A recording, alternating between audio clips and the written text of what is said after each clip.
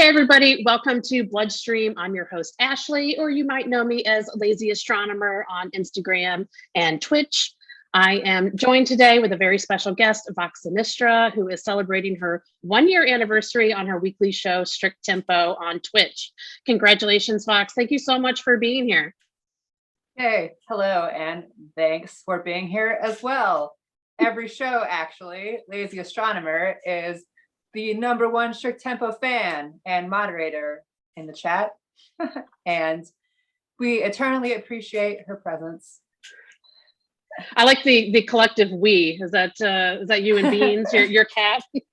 The collective we, I guess I'm speaking for everyone at Strict Tempo in the chat right now, throughout time. I'm like omnipotent we, I guess, just speaking for everyone. So I think it works. I think it works. But also, I mean, the royal we also works if we're talking about Beans. So Beans, my absolute favorite Twitch cat, Twitch personality. I don't know. We have to give her some sort of official title. Maybe we'll get a little sighting of Beans during the interview too. So she definitely has a personality. The star of the show, really, to be honest. I'm looking down at her right now. She's eating to my right. You can probably actually hear her in the background a little. Let's be honest. I mean, let's be honest. People are really watching this just to see Beans. Like, we're just, the humans here just making Beans happen on camera. That's the only reason why we're here. I'm not here to judge. I'm probably here for Beans too. So we're all here for Beans. Priorities, get your cats in order. All right. Well, just give people a little more background about you and our relationship. I've had the pleasure of interviewing you back in September of 2020 for my show Bloodstream, but obviously this is very nice to be able to interview you again for your anniversary. Now, if I did my math correctly, this will be your 54th online show since the pandemic hit, which sounds really insane to think that you've done that many shows, but it's also been that long, I guess. But definitely been a wild year, that's for sure.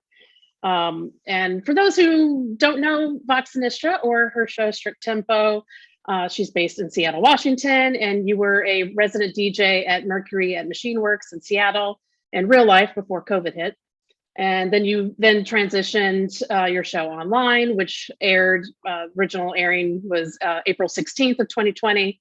And you've hosted national and international bands and DJs all across the globe, including Argentina, Australia, Austria, Belgium, Brazil, Canada, Chile, Colombia, Croatia, France, Germany, Greece, Mexico, the Netherlands, New Zealand, Peru, Portugal, Russia, Scotland. Keeps going. Okay.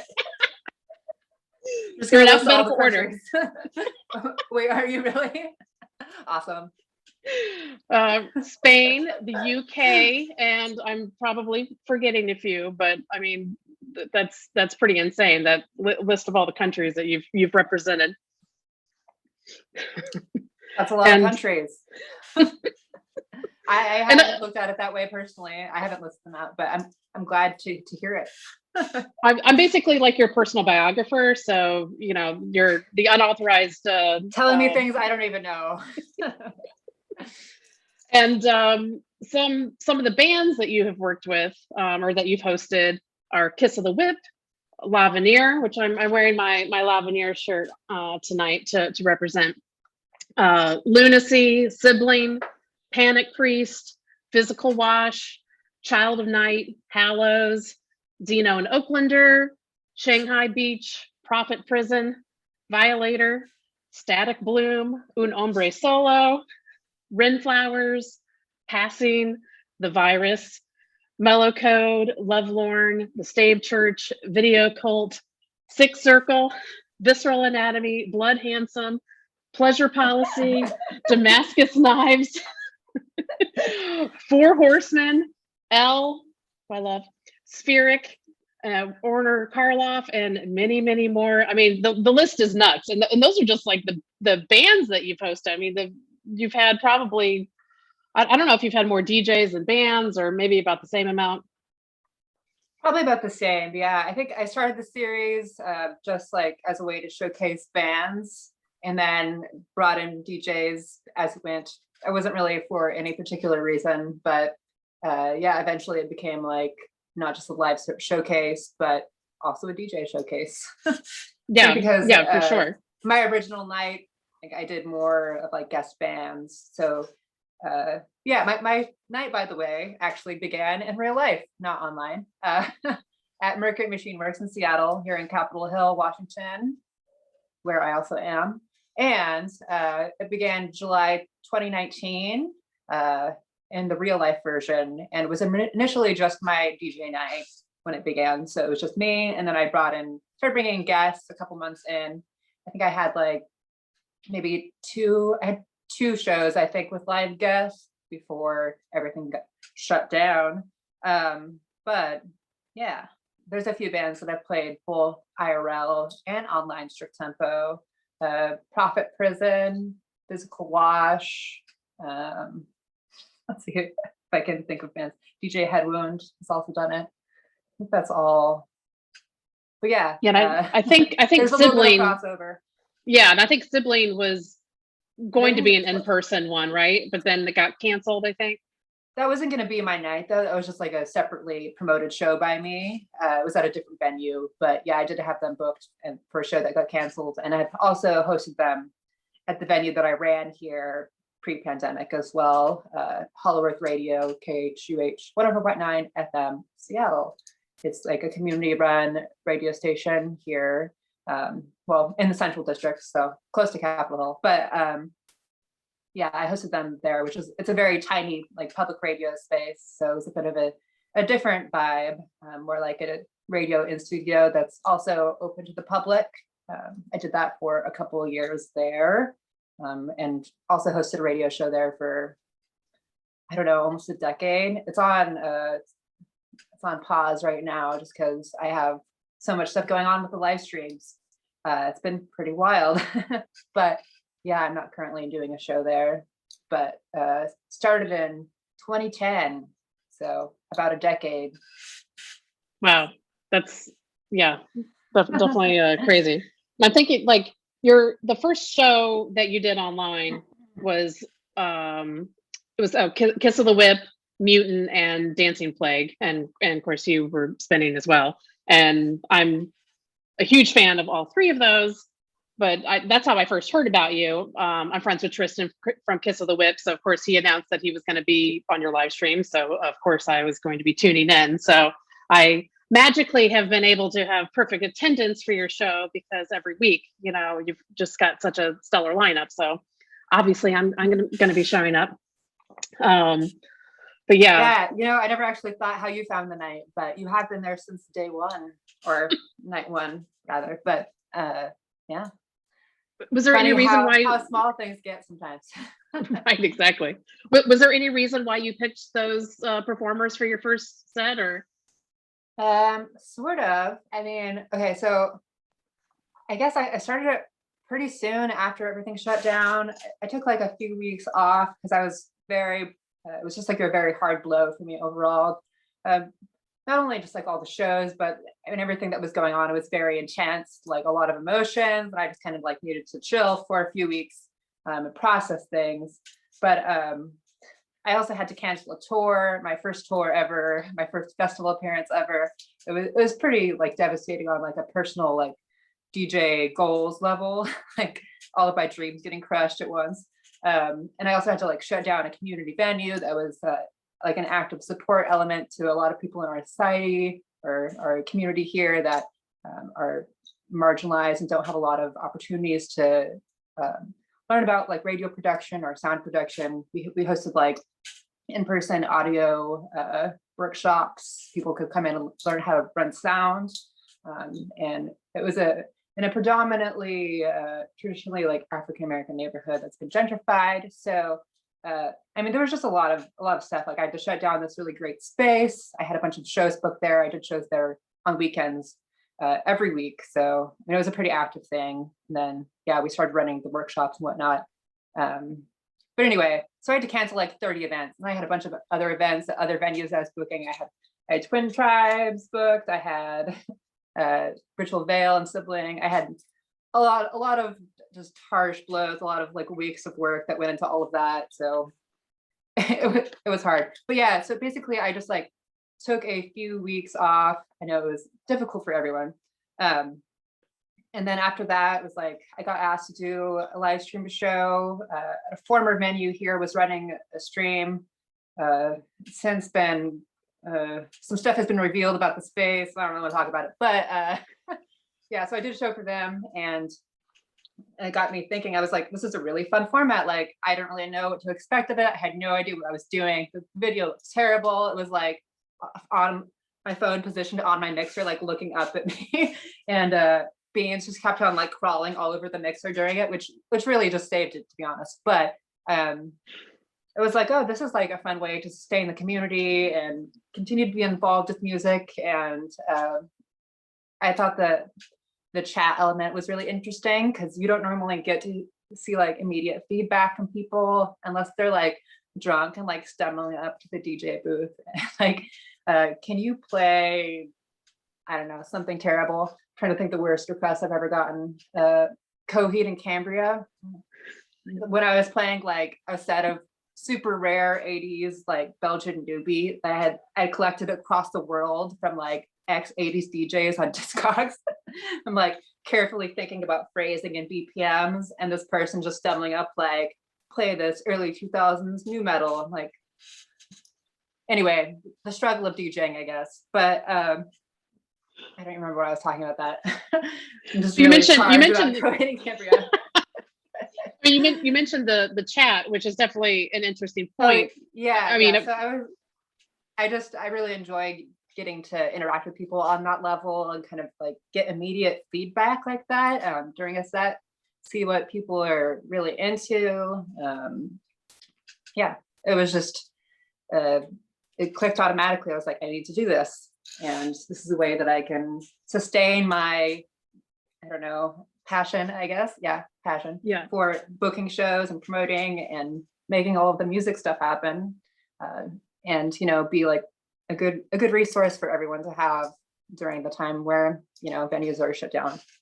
So I mean, that's definitely been something, you know, especially when live streams first started, of seeing people in the chat of just, you know, saying like, this is the most I've ever talked at a show before, you know, because like, you know, normally the music's really loud. You can't hear what people are saying. You don't want to be rude, you know, like the band and I would imagine, especially as a DJ, you're generally behind like a DJ booth. It's not super accessible for people to get to you. And really, if they're coming over to talk to you, it's probably for a request or something. So I would imagine that it's just like a very, very different experience. You know, I would imagine for not only for you, but all of your DJs and bands that you've hosted on your show too, because they're in the chat, they're talking with people, and you know, hearing everyone be like, oh, you know, love this song, or you know, whatever, you know, just like you were saying, that like instant feedback on their performance. Yeah, it's definitely much easier to interact. And yeah, like in real life shows, everything's loud, you know, you're socially awkward, so you don't want to go up and just talk to people, but it's like, it really creates like an open door, like everyone can participate and feel comfortable in that sort of anonymous online environment. And you know, we're all probably most of us missing that real life element of human interaction, but it's a nice substitute for the meantime. Yeah, and I've talked about this before too, where like some people in the chat had said that they're like total introverts, and going to a show isn't something that they would normally even do. So Twitch and live streams have enabled them to go to shows and like be a part of a community that they kind of felt excluded before. And I think that's, you know, all of these, after, you know, such a terrible year, basically, like there have been a lot of positives, and certainly Strict Tempo has been a positive for me. Yay. Yeah, that's great to hear. And it's constantly just really heartwarming to get all these messages from people that tell me that my show has done a lot for them, and they look forward to it every week, and they, you know, have a great time in the chat. And yeah, it's been awesome to have that impact on people and just be able to do that while continuing to do something that I, you know, wanted to keep doing. So I mean, I wasn't initially thinking it was going to be some sort of like scene saving thing, you know, starting this live stream series, but I mean, obviously, like, it's one of many going on, so I'm not the only person doing this, but yeah, it's great to be part of that movement. Yeah. Oh, for sure. I definitely I want to talk tech, which, you know, might not be that exciting, but I'm curious of like what the transition was like for you, like learning how to do live streams, video editing, green screens, which we see behind you, and the infamous OBS that we always hear you talking about. You know, what like, you know, what how has that been, you know, just like figuring out all this stuff? Yeah, I'm constantly like dropping weird tech terms in the chat and no one knows what the hell I'm talking about. Sorry about that. Okay, yeah, so I was about to go into this a second ago and then lost my train of thought. But yes, so I had no idea anything about videos when I began. Like, I didn't even know, I was like, MP4, that's the video file, right? I didn't know how to send them through email. I didn't know anything really. I didn't know what resolutions meant or none of that. Okay, so it was a very steep learning curve for me. But I had some help from some people. Steve from Technophobia showed me my first OBS crash course over like a Facebook video chat. I heart Steve, Technophobia, definitely one of my faves. Shout out. And Susan, subtract of Physical Wash, also taught me some things about video editing and showed me where the filters were in OBS. Apparently, well, they've redesigned it a little bit to be a lot smoother for stuff like that. But when I first started, like the original version that I was working with, you kind of had to like work the system to do like video effects and whatnot. So, I mean, it was really just designed for gaming. Like, they didn't anticipate, you know, the entire music community wanting to broadcast music with it. So yeah, it was like March hit last year, and it was just like none of us knew what Twitch was, you know, and it was just like all of a sudden we've like descended upon Twitch. We're like, we're taking this over now. Yeah. Well, I mean, I hope it continues to grow and things continue to be stable with the legality of streaming. I know that's a whole other conversation, but I hope that the Twitch does not stop. I guess. Yeah, I mean, definitely me too. I mean, like I mean, there's so many parts of it that are so great that you're just not able to do in a real person thing. I mean, just the accessibility. I mean, not even just Twitch though. I mean, like, I mean, of course there's other platforms for streaming, but I think in particular Twitch offers that element of community, or at least since everyone is kind of flocked to it, you know, the community is there. So like, if you stream on like Mixcloud, there's a little bit of a different vibe. I mean, okay, so I have like 17,000 followers on Mixcloud, but my streams on there don't get many views at all. So I mean, it's just a fully developed platform already, you know, like that community already exists there, and it has the infrastructure to make things fun. But yeah, so I basically learned how to do everything. Like that first month, it was like the week before my first stream, I was still like kind of like, what am I doing here? And the first few streams also were just kind of like, I'm just gonna throw caution to the wind and hope that it works.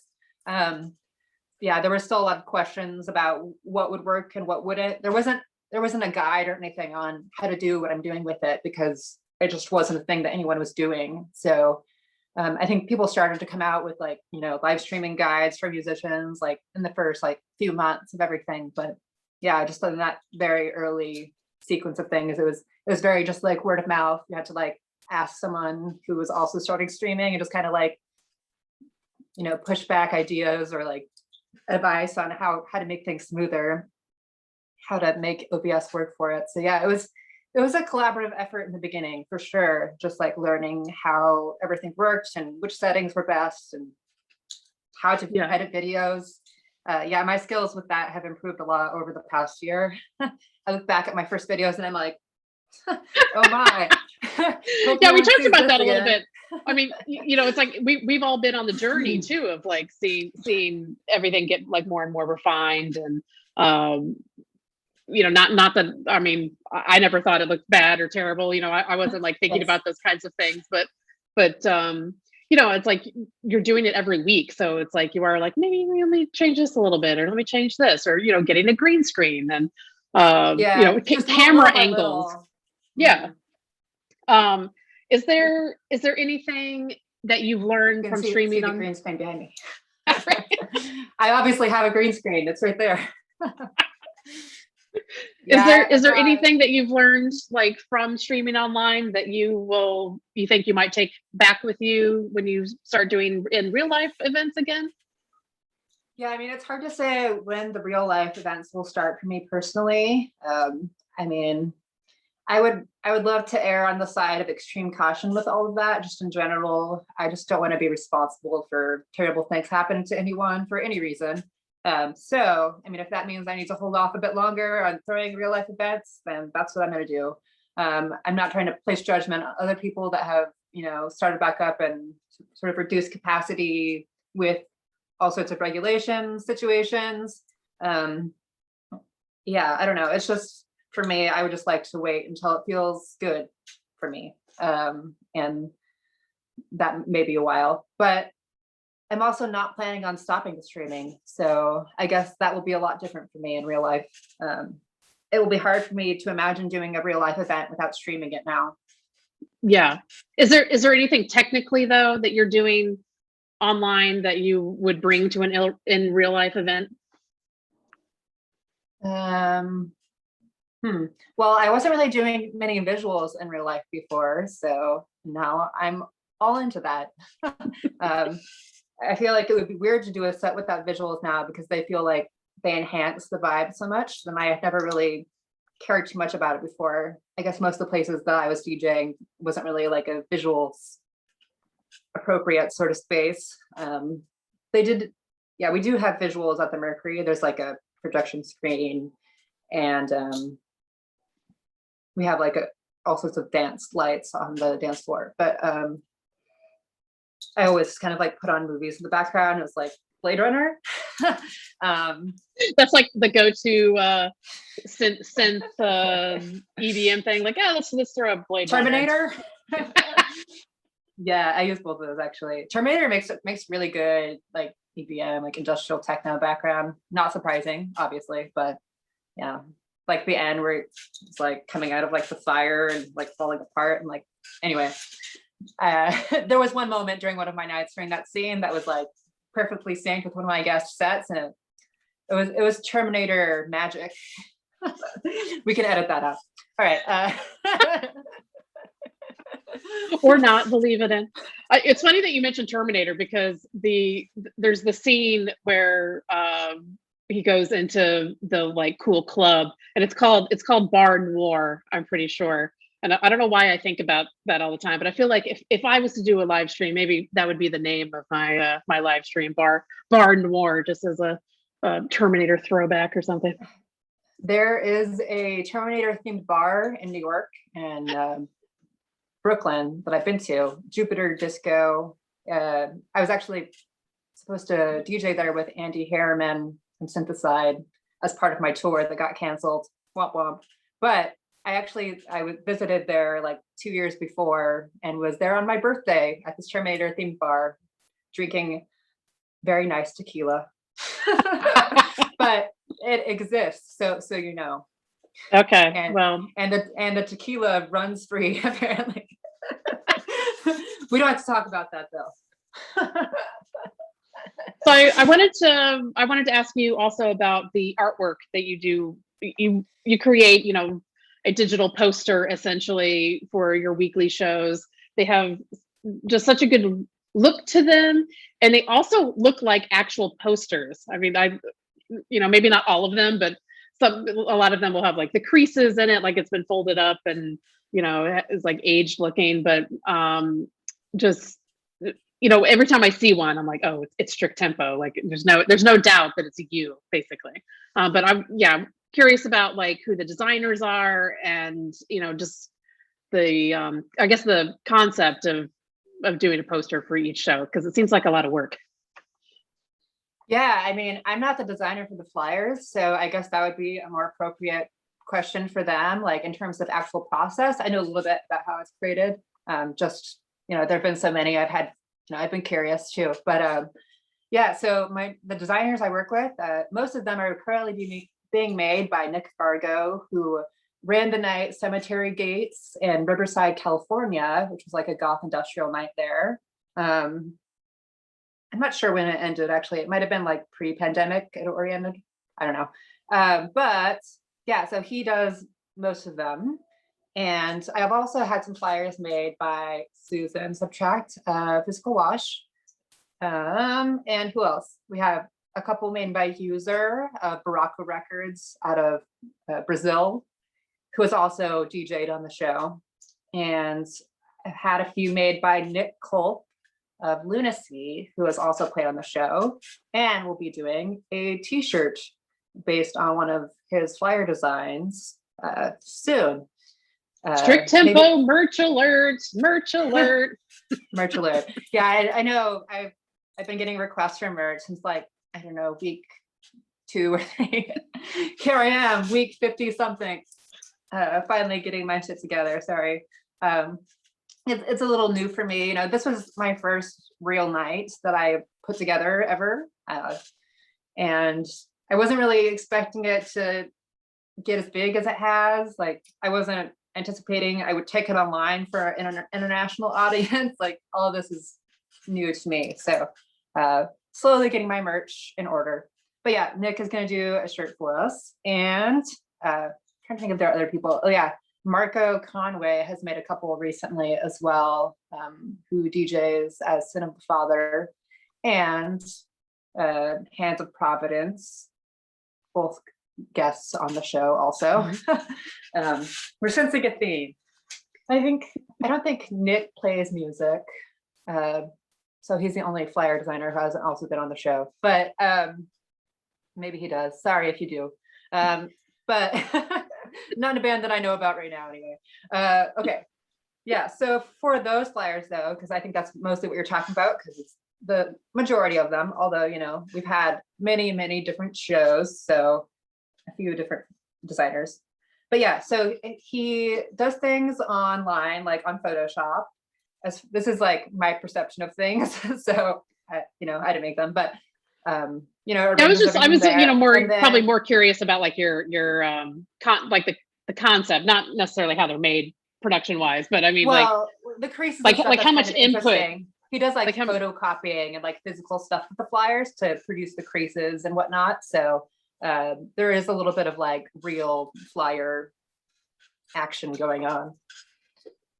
But okay, the concept, well, yeah, like do you just leave it up to them, or you know, for design, or so, yeah, sometimes I have something that I want for the flyer, like when I had like the Italo Disco Christmas special that required something unique, very specific, you know. Or yeah, I guess if it's a special theme, like my highlight show, it made sense to have me on the flyer. And Miss DJ Tuxedo Beans over here, she's laying on my bed like 10 feet away. But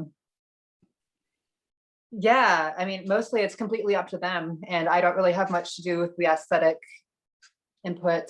I just find people whose work I enjoy and seems to fit the aesthetic that I'm building, and they just kill it every time. So thanks. They really do. I mean, like, and everyone talks about it too. We were talking about in the chat recently that there needs to be like a coffee table book of all the strict tempo flyers in there, because they're so visually really cool. It's also, I mean, it's also a history of your show too, of who performed and the dates and everything. I mean, like, I think it would be really cool as a, I mean, it's only been 1 year, but I don't care.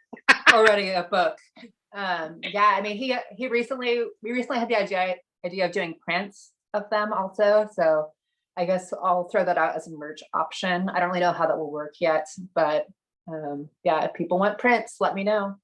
Yeah, because I know, and Nick Culp has done, actual flyers for actual shows and things, and he prints them, screen prints them and stuff. So, definitely a possibility. So we talked a little bit about what's next, which still unknown. I mean, Seattle hasn't, opened up yet like other places have. Well, yeah, do you think we're like even far behind other places like Portland, for example? Their goth club is opening like 50% capacity or something pretty soon.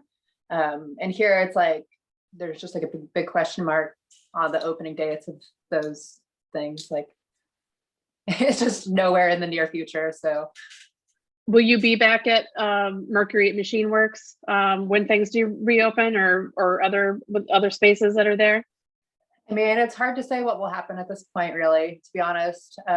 Mercury has been a little bit on like shaky ground for a while now. So I'm hoping they're going to pull through. But at this point, it's been over a year since they've been closed. So that's going to have its toll even on a really successful, like thriving business. I'm not saying that it wasn't successful, but I mean, Capitol Hill in Seattle has really expensive rent. And so I think a lot of, underground institutions are having difficulty here. Yeah, so I guess we'll see what happens. I know that the situation is not awesome there. So yeah. So we've come to the point where we get sentimental now, which is, usually me, but I wanted to ask you, like, what is this past year? What has doing this live stream? What is it meant for you? And like, do you have any favorite moments that you can think of? I mean, there's so much, and obviously we're talking about beans. yeah, I was like, you mean favorite beans moments, right? Those are the only moments. We're obsessed with my cat, everyone, if you haven't noticed. Yeah, right, everyone, we're talking about a cat. Yes. The guest star of my show, which is a lovely tuxedo cat named Beans, which I feel like I should almost pull her on, but then she's going to be very upset. I'll bring her up later. But my favorite moments, well, besides all the times that I brought my cat onto the screen, which are deserve their own special shout out. There's been a lot of really great conversations in the chat. There's been a lot of really fun moments. There's been a lot of moments where I've just like laughed so hard I've fallen off my stool pretty much. So yeah, I just love how animated and fun everyone is that comes to the night. And yeah, it's a fun group of people. Everyone is really nerdy and just down to make puns about weird things. And yeah, I guess my favorite moments have mostly come from the community and just experiencing some sort of social togetherness in that way. I guess I'm getting sappy now, but yeah, and just getting to see like how much it's impacted people has been really important for me. Just like keeps me sustained and continuing to do it, because it is a lot of work to do on a weekly basis. I'm pretty much just like losing my mind constantly and have been for the past year. But I hear people like talk about how they're bored or like don't know what to do or something. I'm just like, what? I've done like 60 events this past year. But I mean, I know obviously the live streams aren't for everyone. Everyone has different accessibility to technology or want to deal with that stuff. So obviously no judgment if someone doesn't want to do online events or anything. That was supposed to be like that. But yeah, I just it's helpful to know that people enjoy it and are getting a lot out of it, and that just drives me to continue doing it. It's fun to do on my end because I obviously enjoy DJing and putting together events and whatnot, but it is very time consuming. And then I've also been doing a lot more video editing lately, so that's like takes me a few days really to make like a good background video If I'm compiling a bunch of different clips and whatnot and editing each one and then, editing them all together and then putting them into the final product, it's like, a 5-step process just for that. And then, you've got to like juggle all the guests and organize all the promo materials and make sure everyone's happy. It's a lot to manage, but yeah, I enjoy it. And I especially enjoy that people love it. So it drives me to just, drink all the coffee and make it happen. I also work a full-time corporate job. So it's like, it's my after work. Yeah, I mean, it's definitely a lot. I mean, just the organizing. I mean, anyone that has worked with artists, bands, DJs, no, I mean, it's like herding cats, basically. Of like trying to get material in time. I mean, there are deadlines involved. Like your show is at a certain time every week. Like, getting something last minute isn't exactly ideal, I'm sure. Yeah, I try to keep it like somewhat relaxed so people aren't really stressed out about things, but sometimes I do get things really last minute and it, really ramps up the stress for me. But yeah, I know everyone is working with like a different set of skills really with this. And I try to do my best just to be supportive. And if people have questions about how to, produce something on their end, I try to answer questions. But yeah, that's also another element of the craziness, I guess, because a lot of people don't actually know how to produce these sets. So I'm kind of having to like school them on that as well. You've gone from student to teacher now. So this is what has happened in your year-long Twitch course. Exactly. Yeah, it's I mean, it's definitely just like a hands-on thing. You just kind of have to get in there and start doing it in order to know how. So yeah. Well, as most of your listeners know, I am the moderator for your show, and I absolutely adore you. I absolutely adore your show. I say all the time that Thursdays are my favorite day of the week. I mean, and it's because of your show. I get to spend it with my strict tempo fam, as I call it. And I just want to take a moment and thank you for putting together such amazing programming each and every week, even through everything that has happened in this, throughout the pandemic. I mean, there's between social unrest and protest, tear gas, flashbangs. Oh, man. It's been quite a year here in Seattle. Yeah, I mean, forest fires, all the smoke that you've had to deal with and everything.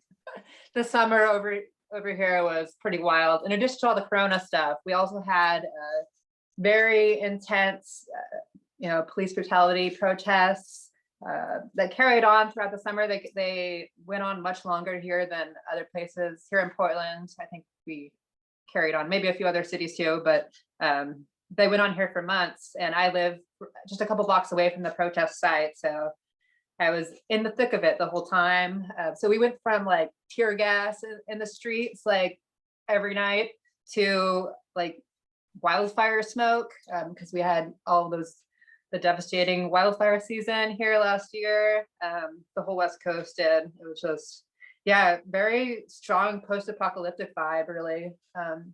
Seattle was just like boarded up because as part of the protest, there was a lot of vandalism, a lot of window smashing and whatnot. So it was like you just walked around and everything was boarded up for months and just like covered in graffiti, which is, I mean, not a problem for me, but like it definitely had a strong Mad Max feel to it.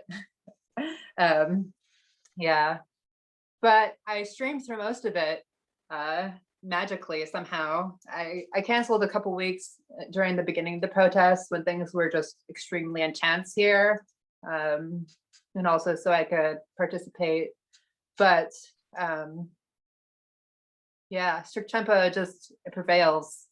It's true. And I mean, I can't tell you how much your show has meant to me. And I know everyone that watches your show every week, how much it means to them. Like it shows by the people that show up every week, the level of involvement in the chat and everything, the quality of the performers that you get every week. I mean, this is all a reflection of you and just what you were able to do every week. So you've really created a community, and it needs to be recognized. So thank you for doing what you do, and happy anniversary, Twitch anniversary.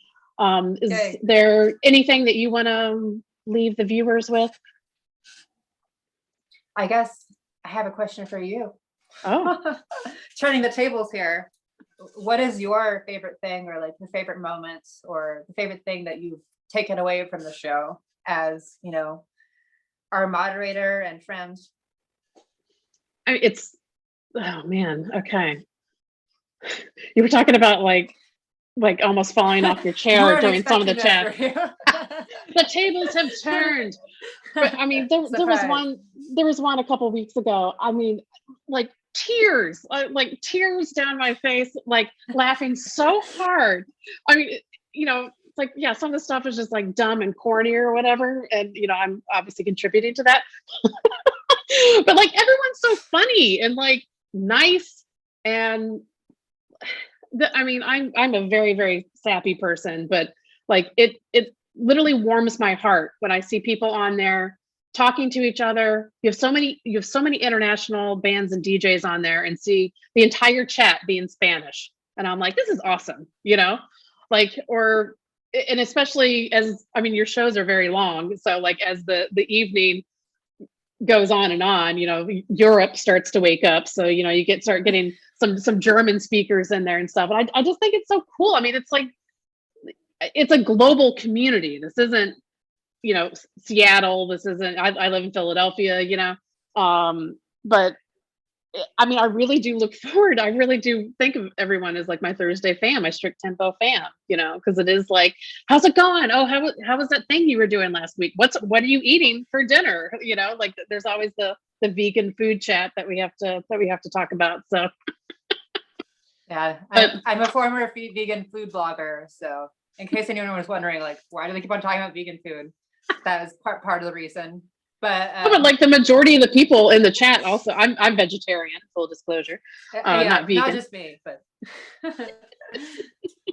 that's funny that you brought up the international element, though. I didn't really talk about that and like the root of that, so I guess I'll just talk about that really quick.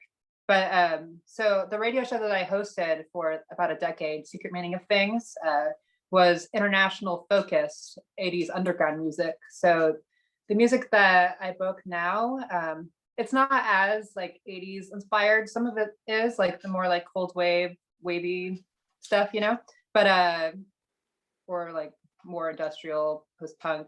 There's a wide variety of genres on my show, but or more like old school EBM industrial influence. But sorry, I'm getting really nerdy. This is the part where I just start listing off genres like maniacally. I can't stop myself. Right? You want me to list all those countries again? I can. Yeah, but basically the radio show I hosted was international focus. So I did a special on different scenes in different countries from the 80s. So I did like a show on like Mexican New Wave. I did a show on like synth music from the Baltic states, and like that's like Latvia, Lithuania, Estonia. I did like a show completely based on the influence of African music. I did like Middle Eastern and Bollywood, like inspired Belgian new beat and like acid house mix. So I mean, I'm kind of all over the place, I guess, genre wise, but also in terms of just interest in international music, it's been like a strong interest for me pretty much my whole like musical, you know, consumption career. Like in high school, I was like downloading Bulgarian folk festival recordings and weird shit like that. So I mean, sorry, that's not weird, but like I don't like folk music anymore. But sorry. So yeah, I've just always been like really interested in different communities and just like pulling from different scenes around the world.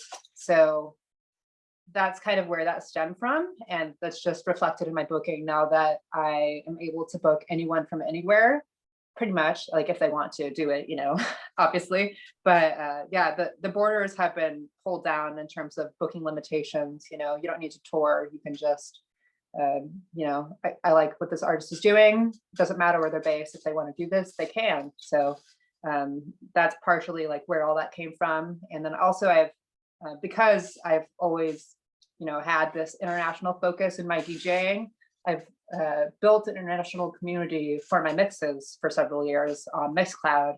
And really, I have more listeners at other places than I do here in Seattle. So I guess it makes sense that this international community would develop from this, because it's always been a priority for me to represent places that have been underrepresented in, you know, our general musical vernacular, or, you know, the American focus or whatnot. So, and I love that too. I mean, I feel like, without trying to be like culturally appropriating, you know, I'm trying to give others the platform to have their music be exposed to this audience. So I guess that's my goal with all of that. And yeah, I love that it's attracted so many people from different areas and backgrounds. And I'm just really happy about how it's all going, really.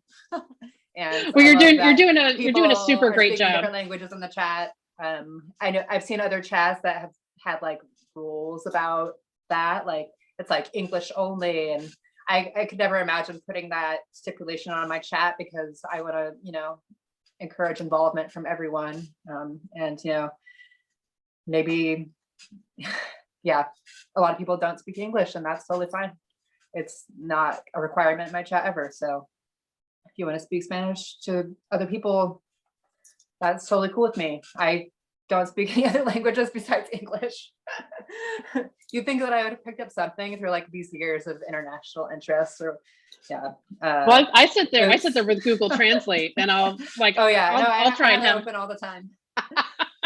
Don't worry, folks. Don't get too cocky. We're moderating you still. We have translators. Yeah, I mean, I haven't really had much of a problem with moderating in general. I mean, you would speak to this as well. Everyone pretty much who comes to the shows is there for good reasons, has good intentions. So yeah, love you all. Well, thank you everyone who is watching this interview. Thank you for joining, and thanks to Vox Sinistra for being my special guest. Happy anniversary once again. If you are not already following her on Instagram, Facebook, Twitch, Mixcloud, YouTube, all of the things. I'm everywhere. Well, watch out. Can't escape me on all the platforms.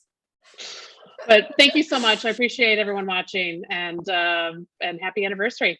We'll see you soon. Thank you. Hey, thanks again, Lazy Astronomer. And chat. Hope you all enjoy the show tonight. Yes.